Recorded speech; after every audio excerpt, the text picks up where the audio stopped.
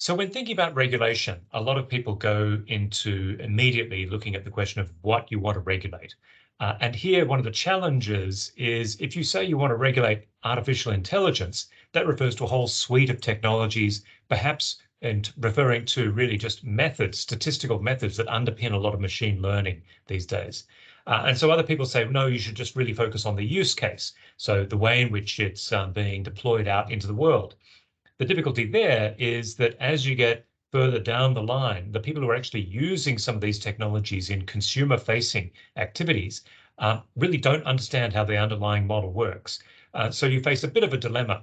Now, that's something that we've confronted in the past, however. We've confronted in the area of product liability this sort of challenge. Over the 20th century, as industrial processes got more sophisticated, we moved from an idea of buyer beware to product liability. And I think we might see something like that in the area of artificial intelligence, including large language models. But in many ways, the more interesting question is not what to regulate, but when. And here we face a real dilemma because for many jurisdictions around the world, including small ones like Singapore, there's a real wariness of over-regulating and driving innovation elsewhere. The problem here is that what's called the Collingridge dilemma comes into play.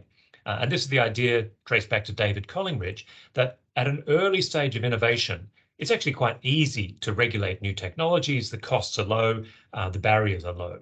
The problem is you don't really know what the problems are.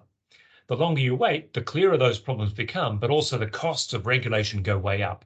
If you think, for example, of social media, back in 2004, we probably could have regulated Facebook and the like quite easily, but we didn't know what the problems would be.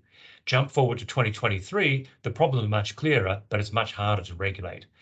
The last thing to really think about is why we want to regulate. And here, I do think it's important that we focus on the harms that we're trying to prevent and why we think regulation is important and what we think it's going to achieve.